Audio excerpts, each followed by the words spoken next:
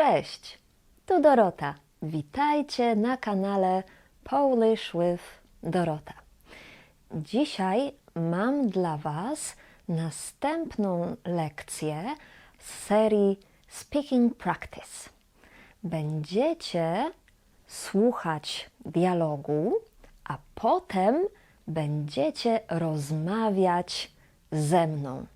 Za moment wszystko wyjaśnię, powiem, jak to działa. Już mam kilka innych lekcji z tej serii i wszystkie linki są w opisie tego filmu. Mam najpierw do Was pytanie. Jak długo uczycie się polskiego? Napiszcie koniecznie w komentarzu, bo to jest bardzo ważna informacja dla mnie. Jeśli będę wiedziała, jak długo uczycie się polskiego, będę mogła przygotowywać dla Was lepsze lekcje. Napiszcie koniecznie, jak długo uczycie się polskiego. A jeśli chcecie uczyć się polskiego na serio, to zapraszam Was na kursy do mojej szkoły online. Będziecie uczyć się polskiego ze świetnymi nauczycielkami i poznacie inne osoby, takie jak Wy, które też uczą się języka polskiego. Link jest w opisie filmu. A teraz, jak działa Speaking Practice? To będzie dialog. Najpierw posłuchajcie całego dialogu. Potem dam Wam kilka wskazówek. Wskazówka to jest tip. Dam Wam kilka wskazówek na temat wymowy niektórych fraz i słów. A potem będziecie rozmawiać ze mną. To znaczy, ja będę mówiła kwestię jednej osoby, a Wy będziecie czytać kwestię drugiej osoby. Jeśli będzie za mało czasu, możecie zawsze zrobić pauzę i przeczytać tekst do końca. A potem będzie zamiana. Wy będziecie czytać kwestię tej drugiej osoby, a ja tej pierwszej. Co jest ważne? Proszę czytać na głos, mówić słowa głośno. Dlaczego? Bo w ten sposób przyzwyczajacie swoje usta i swój mózg, swoją głowę do tego, że mówicie po polsku. I możecie zrobić pauzę i czytać jeden fragment kilka razy, żeby dobrze nauczyć się mówić ten tekst. Jaki to będzie dialog? To będzie dialog, gdzie dwie osoby sprzeczają się. Co to znaczy sprzeczają się? To znaczy dyskutują, kłócą się. Mówią, ej, ty robisz to, nie, ty robisz to. Czyli nie zgadzają się ze sobą. Mamy tutaj 2 albo 3 czasowniki. Może być czasownik sprzeczać się. Sprzeczać się to jest właśnie tak rozmawiać i nie zgadzać się, ale to jest coś niewielkiego. Tak jak w tym dialogu dzisiaj. Mamy też czasownik kłócić się, ale to zwykle znaczy, że to jest już coś poważnego. Może nawet krzyczymy, że co ty robisz? I tak dalej. Jest też czasownik dyskutować, ale dyskutować możemy bez emocji.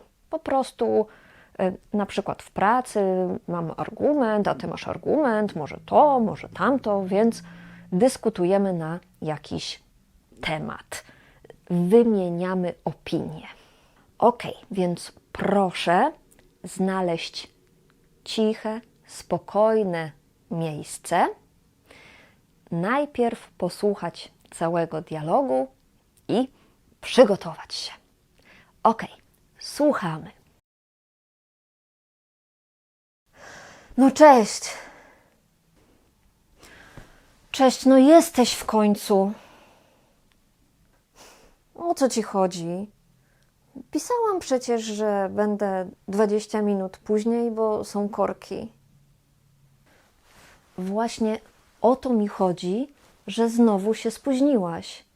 To, że napisałaś mi pół godziny temu, że się spóźnisz, to nie znaczy, że się nie spóźniłaś. Ojej, no sorry. No, trochę za późno wyszłam, a teraz są takie straszne korki. Oczywiście, o 15 zawsze jest duży ruch. Strasznie mnie denerwuje, że jesteś zawsze spóźniona. No rozumiem. No wiem, że rzadko jestem na czas. Nierzadko. Nigdy nie jesteś na czas. Ej, 2 tygodnie temu byłam punktualnie. No dobra, raz. Ale oprócz tego to zawsze na ciebie czekam. To może przychodź 15 minut później. Co? To może ty myśl, że umawiamy się na 15 minut wcześniej, albo po prostu lepiej się organizuj. No ja próbuję się ogarnąć z tym spóźnianiem, ale nie wychodzi mi to. No to nie wiem, może idź do jakiegoś coacha albo obejrzyj coś na YouTubie o organizacji czasu. Ja naprawdę mam już tego serdecznie dość. No dobra, obiecuję, że się poprawię. Rzeczywiście, muszę coś z tym zrobić. Trzymam cię za słowo. Świetnie. To był ten dialog. Teraz kilka wskazówek na temat wymowy. Mamy frazę. O co ci chodzi? O co ci chodzi? To znaczy, w czym masz problem? Albo co masz na myśli? Co tak naprawdę myślisz, kiedy mówisz to? To jest taki idiom. O co ci chodzi? I często, kiedy mówimy szybko, mówimy o co ci chodzi? O co ci chodzi? I to czytamy trochę jak jedno słowo. O co ci chodzi? O co ci chodzi? O co ci chodzi? Okej. Inna rzecz to są czasowniki w czasie przeszłym. Na przykład spóźniłaś, napisałaś, byłaś. Kiedy mówimy szybko, często nie czytamy tego ły. Mówimy spóźniłaś, spóźniłaś się, napisałaś, napisałaś, byłam, byłam. Nie byłam, ale byłam. Nie napisałaś, ale napisałaś, napisałaś. Nie spóźniłaś się, ale spóźniałaś się, spóźniłaś się. To jest naturalne, to nie jest zbyt ładne, ale to pomoże Wam lepiej rozumieć Polaków na pewno. Następne słowo to sorry. Tak, po polsku mówimy sorry. I nie sorry czy coś, nie po angielsku, tylko sorry.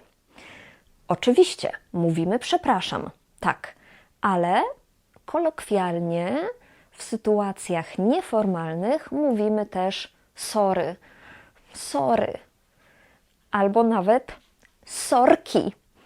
Są też inne wersje. Soreczka, sorens. Tak, naprawdę, nawet moja mama mówi sorry. więc możecie spokojnie mówić, ale po polsku. Sorry, a nie sorry. Następna fraza to jesteś spóźniona. Jesteś spóźniona. I też tutaj czytamy to jak jedno słowo trochę, czyli to si na końcu słowa jesteś i sy na początku słowa spóźniona troszeczkę zlewa się w jeden dźwięk. Jesteś spóźniona, jesteś spóźniona. Jeszcze dwie wskazówki. Mamy słowo przychodź. Tutaj RZ czytamy jak szy. Normalnie RZ czytamy jak ży, ale czasami w niektórych sytuacjach te dwie literki razem czytamy też jak szy. Na przykład zawsze, kiedy R i Z jest po P. Więc przychodź, przychodź. Jeśli chcecie wiedzieć więcej o polskiej wymowie, to mam super 2 filmiki Secrets of Polish Pronunciation. Naprawdę, jeśli nie widzieliście, obejrzyjcie. To otworzy Wam oczy na polską wymowę. Ale wracając jeszcze do słowa przychodź.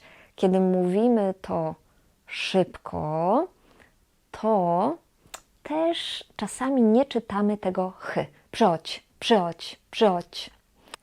I ostatnia rzecz o tym słowie. Na końcu mamy D i Z z kreską.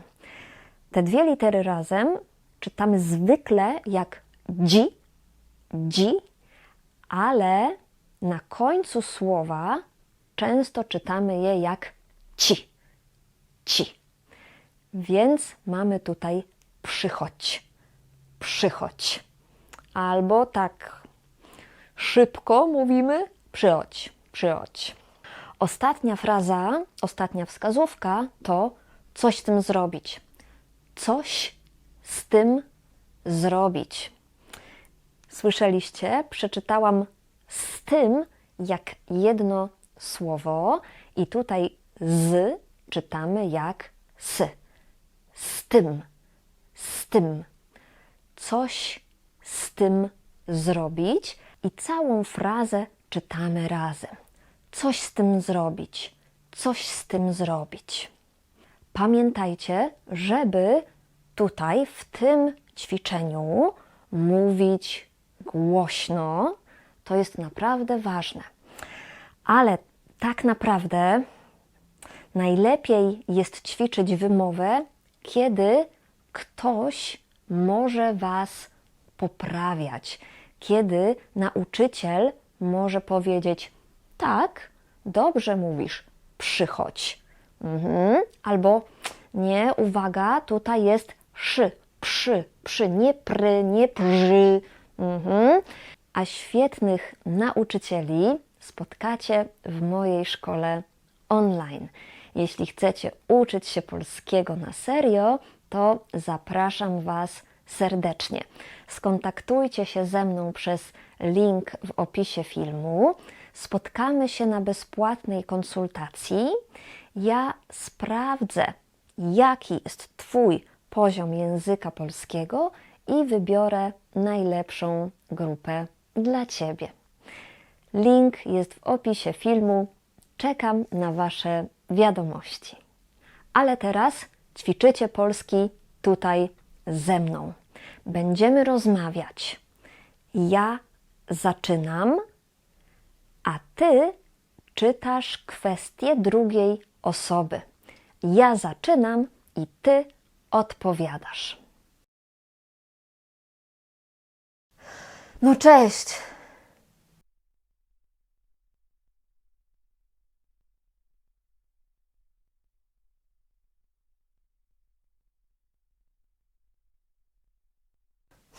O co Ci chodzi? Pisałam przecież, że będę 20 minut później, bo są korki.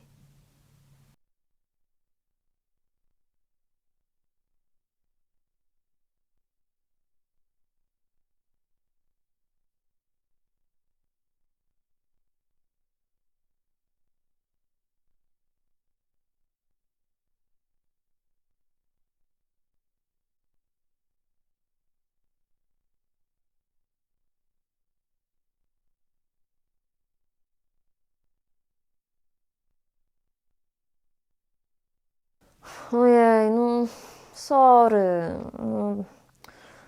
Trochę za późno wyszłam, a teraz są takie straszne korki.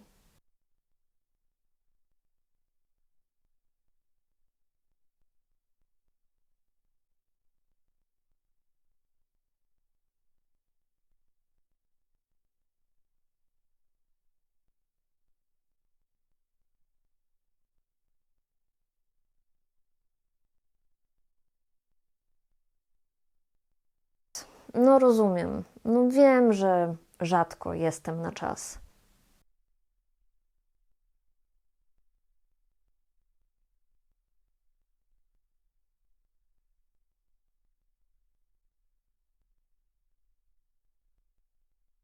Ej, 2 tygodnie temu byłam punktualnie.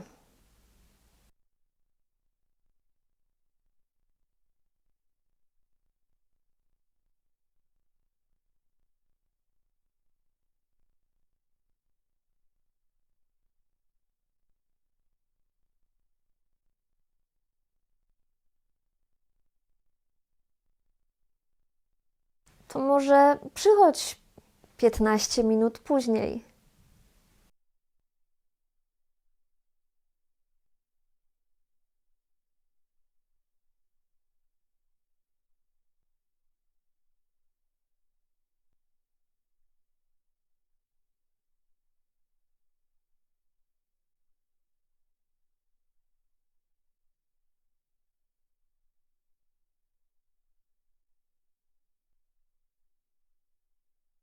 No ja próbuję się ogarnąć z tym spóźnianiem, ale nie wychodzi mi to.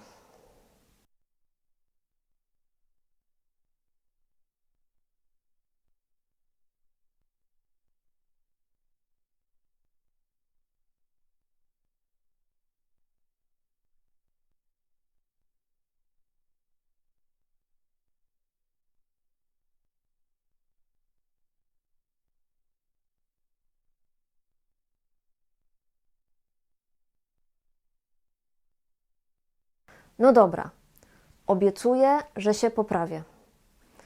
Rzeczywiście, muszę coś z tym zrobić.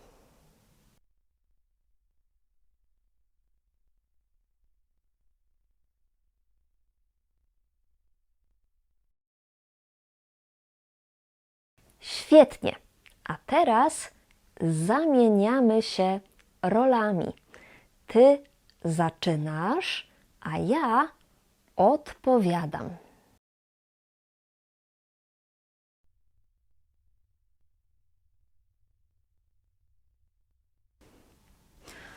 Cześć, no jesteś w końcu.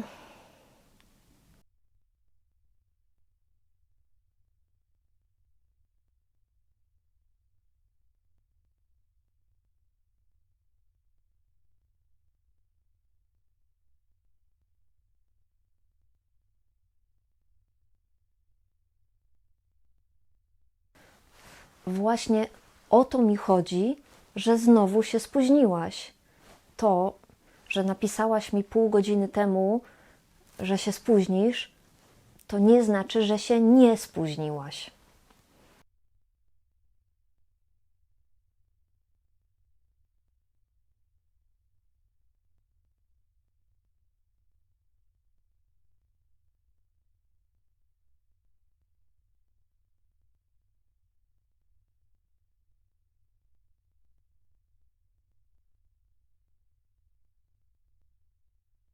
Oczywiście, o 15 zawsze jest duży ruch.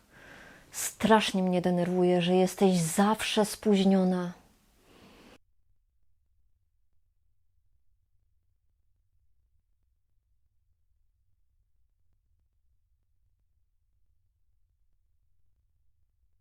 Nierzadko. Nigdy nie jesteś na czas.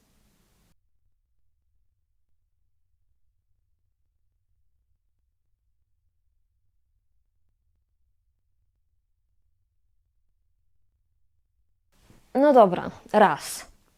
Ale oprócz tego, to zawsze na ciebie czekam.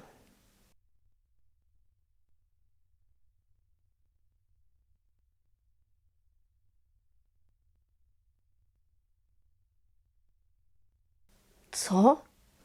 To może ty myśl, że umawiamy się na 15 minut wcześniej, albo po prostu lepiej się organizuj.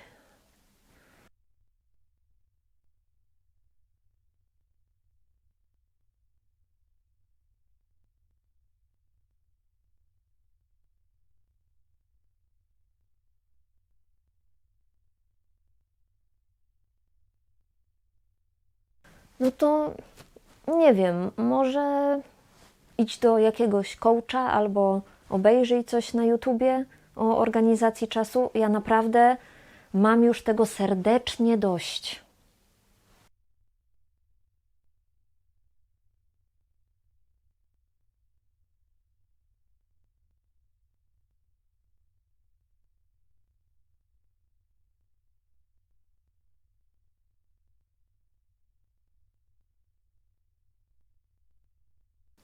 Trzymam cię za słowo.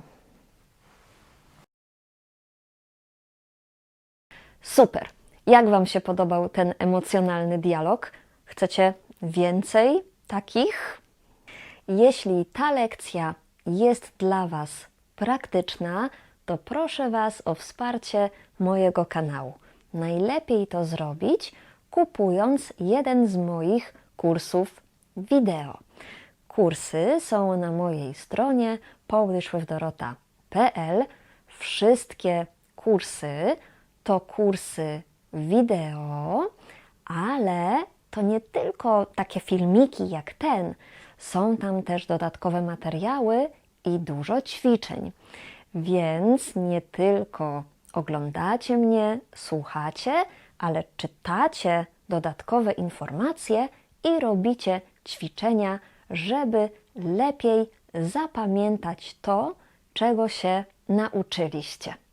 W ten sposób pomożecie mi rozwijać ten kanał i będziecie lepiej mówić po polsku. Dziękuję Wam bardzo za oglądanie, za wszystkie komentarze i do zobaczenia w następnej lekcji. Pa, pa!